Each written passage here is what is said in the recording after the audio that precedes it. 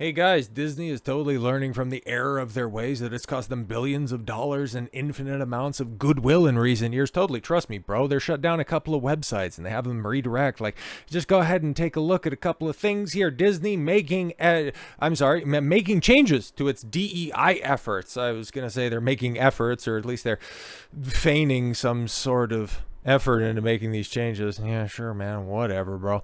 Disney is changing its diversity, equity, and inclusion programs. Oh, to focus more closely on business outcomes, according to a note sent to employees and obtained by Axios. Oh, really? As part of the shift, sources tell Axios, Disney is moving to changing the content disclaimers it started releasing around certain titles in 2020. Yeah, the ones that are on Dumbo because, oh my God, what was it? Like the crows are in there and they perpetuate negative black stereotypes. It's like, if you see crows and you see black people, I got news for you. If you think that putting up a content rating or a content warning will make less people racist, the racist is staring you right in the mirror. It's the same people that also go, oh, we can't have orcs because black people will get offended. It's like, okay, super base, but why are you doing that? What's wrong with you? And then also, oh my God, what is it around Peter Pan? It's like, yeah, it might encourage gayness, but it's like, no, not really. It's mostly because, the Lost Boys had Native American headwear or something like that, and as somebody who's a quarter Indian, it's like, I don't really care. The feather, not dot. Obviously, I'm 6'6" and I don't smell like garbage. The changes, while less dramatic than those introduced by other Fortune 500 companies in recent weeks, speak to the pressure brands face trying to adjust to new expectations in a second Trump era. No, it's really not. Okay, for as much as we've heard behind the scenes that, oh guys, you'll trust me, bro. Marvel's definitely changing its ways. I mean, have we seen what just went on with Captain Black Falcon America, man? Not really. Oh no, that's just the old slop. I mean, yeah, just wait until Fantastic Four comes out and it makes you want to roll your eyes so hard you forget your childhood. But in a note sent to employees on Tuesday morning, Chief Human Resources Officer, excuse me. Now, why is there a chief human resources officer? Okay, and why is it always a woman? Why is it Coleman? That makes a very interesting conversation that we can't have thanks to YouTube's terms of service. But a chief human resources officer. The fact that there's that department, they could send out that note and it isn't somebody else that's above them saying, hey, we've just gotten rid of the human resources department. Yeah, that's a problem. That's a big problem. Okay, so yeah, what are we doing here? The new website, yes, and DEI rebranding, but other performance factors. Okay, beginning this fiscal year. Okay, so starting in April is when the big turnaround is going to be, right? Disney will replace the diversity and inclusion performance factor that it used to evaluate executive compensation with the same talent strategy. The new talent strategy factors includes concepts from its old diversity and inclusion factor, but is more focused on how values drive business success. Oh wow, so you're literally shifting one term for another because you have diversity and inclusion, and now you have talent strategy that is made up of all of the old concepts from your original DEI platform. So what are we doing here? Yes, a new website and DEI rebranding. Disney is getting rid of its controversial Reimagine Tomorrow initiative in the corresponding website, which, yeah, actually I've pulled up right here. Okay, it's the first thing that you would get normally when you just type in Reimagining Tomorrow. Like, you could go through the Google search and all that stuff, but this is the page that you end up getting. Just a regular splash page that is inclusion.twdc, the Walt Disney Company.com. Like, this is what you get. At Disney, we want everyone to belong and thrive, and nothing specifically about diversity, inclusion, or equity, just supporting our veterans. See, guys, we're going to be far more based now. Culture, employee engagement. Wow, there's an awful lot of women that are in that. There's some would call that a suspicious amount of women in that picture. Market reach, Imagineer producers residency. That's wonderful. Inclusive storytellers, but yeah, nothing explicitly about DEI. So that means they're changing, right? Yeah, no. Employee groups. The company has rebranded its business employees resource groups, rather BERGs, to belonging. Oh, okay, cool. So they just cut down on the amount of words to say, yeah, that's our DEI department. It used to be BERGs, but now it's belonging employee resource groups, rather. Oh, okay, cool. So it actually is still BERGs, and it went from being business, so it took a step back. What are we doing here? Oh, it's almost like you're shifting around the deck chairs on the Titanic. Okay. Well, not announced as part of Goldman's note Tuesday. Sources confirmed to Axios that Disney is updating the language and the content advisories that run before certain titles on a streaming service. So yeah, they're not doing away with them. Okay, the ones that are in front of Dumbo or Peter Pan on Disney Plus, which it's like, yeah, if you're if you're offended by those old cartoons, like Dumbo came out, what was it, 39, and Peter Pan, what was that in like the 60s or something? Like, I forget. Like, these are ancient films. They're still fantastic. Like, don't get me wrong. And like, old does not equal bad. It's like old equals quintessential and foundational works for Disney. But no. They're just getting rid of some disclaimers on the autoplay content that warns viewers that films include negative depictions and or mistreatment of peoples or culture. Yeah, that shit was cringe to begin with, but what are you going to change them to? Now, instead, may include, now they're just going to have, yeah, it includes it, so get over it. Is that what you're going to do? Instead, the shortened advisory in the detail sections will read, okay, this program is presented as originally created and may contain stereotypes or negative depictions. So instead of just having an upfront screen, it's going to be hidden in the description below. Like, they're just turning this into tags on a YouTube video. Okay.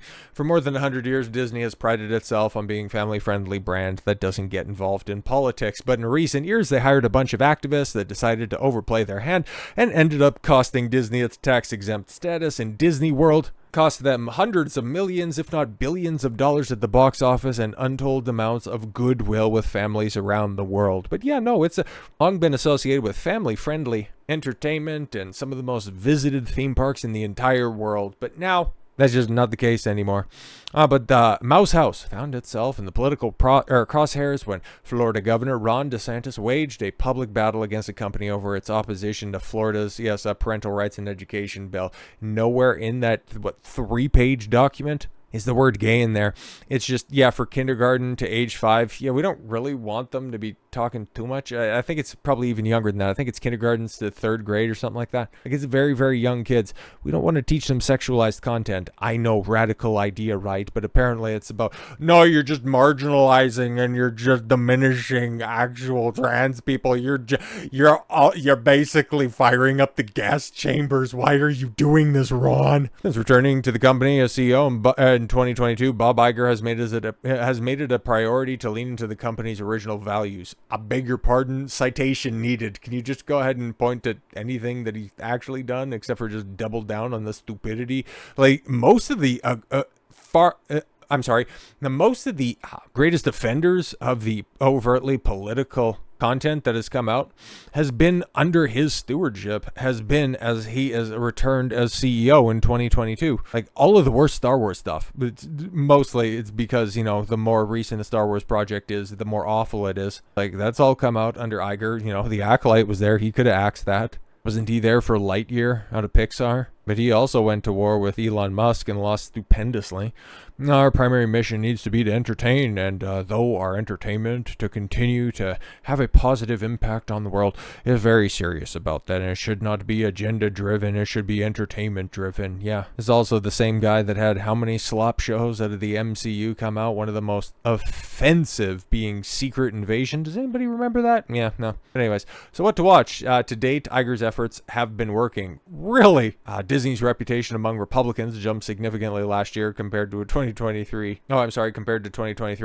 Really, according to an annual Axios Harris 100 brand reputation poll. Because that's interesting, because I've seen other polls that are out there that lets people and actually gauge the interest of families in regards to how they view Disney, and well, not looking good. Disney was, top of North American box office distributors in 2024 with, Inside Out 2, Moana 2, and also Deadpool and Wolverine. But that's not very family friendly. That's rated R. And of course, they're positioned relatively well to at least win the year because, well, depending on how you're going to measure that up, it releases in 2025, but it's going to end up making a lion's share of its money in 26.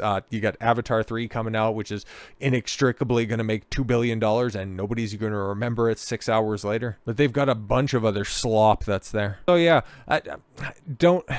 don't believe your lying eyes. It's just Disney shifting a couple of terms. They aren't ditching diversity. They're doubling down on DEI, mostly because the people that they employ, Hollywood celebrates gender equality in movies. But guess what? But states we need to do even more representation as audiences tune out. Yes, we know this shit is killing our company. Okay, that's why we put out these fluff pieces and these egregious announcements. But we really actually need to be doing more of the same stuff that is actively killing our companies. Why is nobody paying attention to our stuff anymore? You're just all bigots. Hollywood is patting itself on the back for achieving so-called milestone in gender equality. As more than half of the top 100 movies in 2024 featured a female lead or a co-lead. Yeah, that's interesting because Inside Out 2 and Moana, obviously driven by women, but the only film that people actually remember from last year, for better or for worse, with Deadpool and Wolverine. What was that? Two old middle-aged white guys, huh? Yeah, that's kind of interesting, huh? But yeah, when you force women into everything, okay, when you have your underrepresented voices, which is just, anybody who's not white and male, when you force them in there in order to greenlight a project, it's like, wow, congratulations, you still only managed to crack half of the top 100. Okay, that's worthy of celebration. That's like rigging a game in your favor and then winning a basketball game by 2 points. Okay, cool. However, a closer look at the box office numbers tell a different story, one that suggests audiences are becoming increasingly disengaged with the industry's forced representation efforts. Yeah, because you take a look at the total box office of 2024, and it was even worse than the almost full release schedule of 2023. Interesting. Despite the movies being released in more movies being released in 24 than 23, the total box office declined, raising serious questions about the actual impact of Hollywood's identity-driven agenda. Because you can point to the big successes on the year, but the biggest flops of the year, Madam Web, Argyle, Borderlands, like just all-time massive failures. All of them also meet that same metric, but before the pandemic, Hollywood was consistently pulling in over $1 billion per year. Now, post 2020, the industry struggles to break past 8.5 billion rather, with 2024's total box office revenue declining from 2023, despite releasing more films in 2024. The industry made less money, and yeah, it's going to be very interesting, right? Because we have films that are coming out that are being accurately compared to the Eternals, okay, especially some Marvel slop that's going to be out there, and it's going to be interesting to see how well or how favorably the Thunderbolts ends up performing in comparison to the Eternals. But yeah, you've got Captain Falcon performing just about as well. But speaking of the Eternals and the creatives behind the scenes on this one, you got Chloe Zhao, who very famously directed this pile of garbage that nobody looks back on fondly and goes, actually, it was a second look masterpiece. It was really genius in hiding. Nobody says that about this. They just want to forget it even happened. But Chloe Zhao, she's going to be working on something that's hopefully going to end up bolstering Disney's bottom line by the end of this year or next year. She's working on the Buffy reboot. Everybody's excited for that, right? Oh, Christ almighty. So yeah, Disney's cooked. The industry's failing in real time, but hey, at least they're diverse while doing it. So with all that said, thank you all very much for the gift of your time. I've been Don Consuelo. I want you to follow your gut and get after it. Take care, everyone.